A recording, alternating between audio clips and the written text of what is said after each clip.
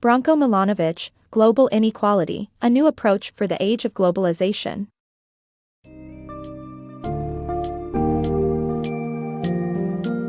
Dive into the fascinating world of global inequality, a new approach for the age of globalization, where author Branko Milanović explores the complexities of globalization and its impact on the global economy. In this essential read, you'll discover the winners and losers of globalization, from the Asian poor and middle classes to the lower middle classes of the rich world.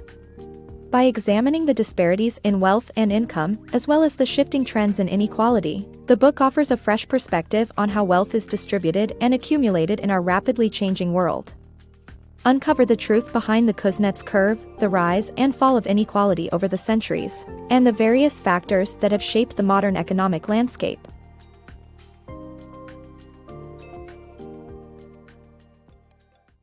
The winners and losers of globalization. Globalization promised to improve everyone's lives, but the reality is that only the middle-income earners and wealthy have benefited.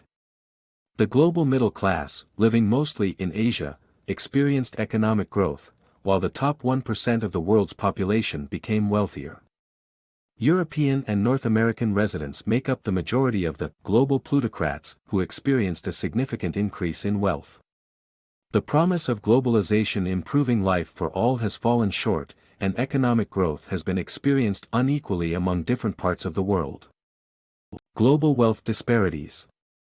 The lower middle class in advanced economies has experienced a stagnation of real incomes over the past two post-Cold War decades. The world's richest 5% were the great winners, obtaining 44% of global income growth between 1988 and 2008. The lower middle class in wealthy countries only gained 1% of the global income gains during the same period. Meanwhile, worldwide wealth disparities are greater than income disparities, with 1/4 to 1/3 of most nations' populations having zero or negative net worth. The number of super-rich individuals is rapidly increasing, as evidenced by Forbes's annual rankings of global billionaires. In 2013, 735 hyper-rich individuals owned a total of $2.25 trillion in assets. The Asian poor and middle classes are among the great winners, while the lower middle classes in wealthy countries are the great losers. These dynamics have resulted in wealth concentration among the few at the expense of the many. The false inverted U-curve. Economist Simon Kuznets' inverted U-curve theory suggested that inequality first increases and then decreases as an economy develops. However, recent data disproves this theory, suggesting that economic inequality is still prevalent today. Explanations for this include the relative incomes of skilled versus unskilled laborers and the effects of war, high taxation, and socialism. Economist Thomas Piketty also attributed economic deregulation to the rise of asset concentration and further inequality. However, these explanations do not account for developments prior to the 20th century, leading to a need for continued research and analysis. The undulating inequality. The rise and fall of inequality over the centuries can be viewed as Kuznets' waves influenced by various factors.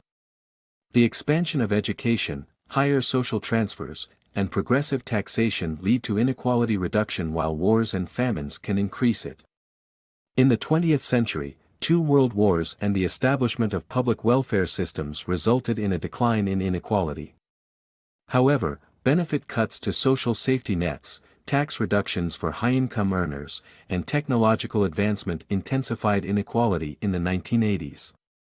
Labor unions also lost influence in the services sector, while industries like telecommunications, banking, and pharmaceuticals profited, making it difficult for governments to collect taxes. Global wealth disparities.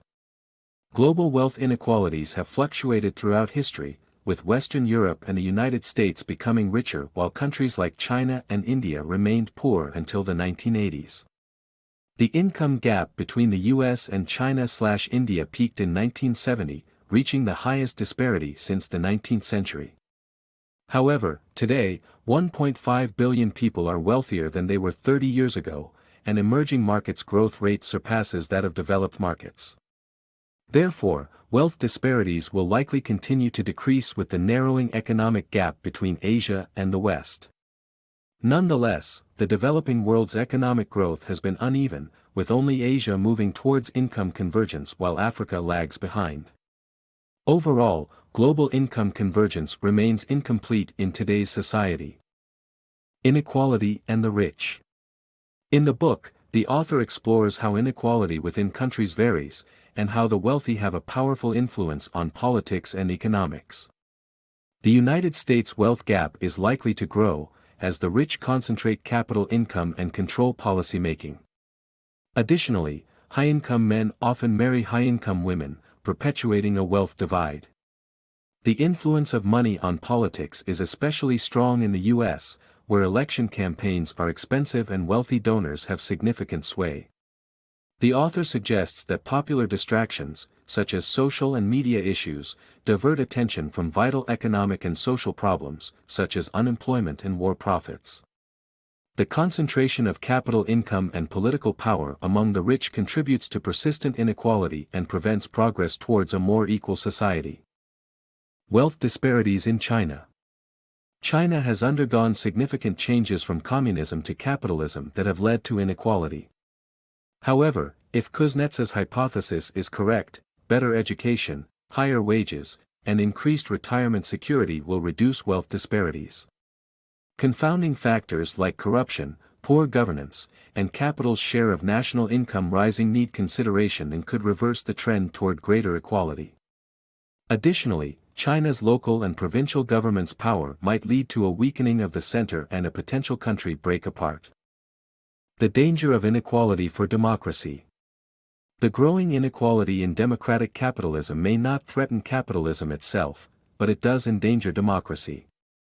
The shrinking middle class and the increasing number of the rich in developed countries have political implications that lead to decreased support for public education and healthcare. America's political establishment resembles a dynasty, while the wealthy can affect politics in their favor.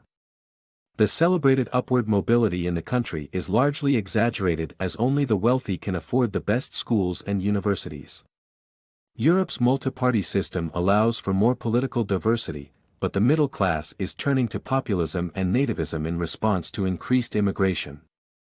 However, Europe cannot benefit from globalization by cutting itself off and restricting migration. Creating equality of opportunity. The book argues against using 20th-century methods for addressing inequality and instead promotes creating equality of opportunity.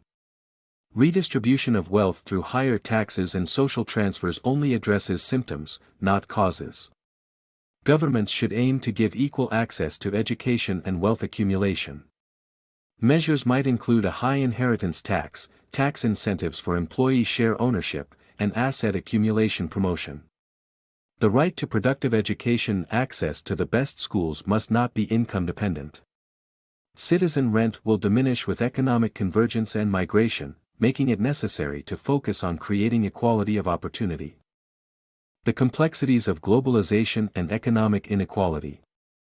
The book emphasizes that migration can improve income development for those seeking to escape poverty and that inequality will persist as globalization continues.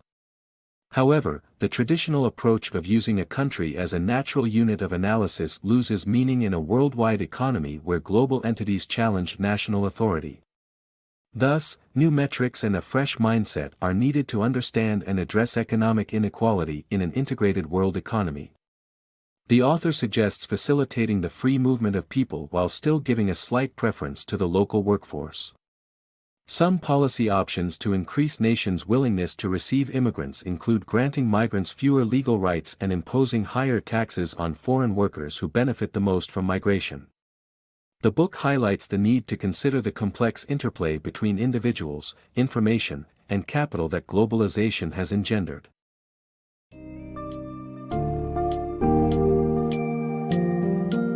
As you complete your journey through global inequality, a new approach for the age of globalization, you will be equipped with a deeper understanding of the implications of globalization on our society and economy. The book sheds light on the persistent issue of income inequality and highlights the importance of creating equal opportunities for wealth and education. By addressing the root causes of inequality, it emphasizes the need for policy changes such as inheritance taxes, employee share ownership, and improved access to quality education. As our world continues to face the challenges of globalization, Milanovic reminds us that wealth redistribution is not a distant utopia but a pressing reality that must be addressed. By envisioning a world where people and countries collaborate for equitable progress, we can create a more just and sustainable future for all.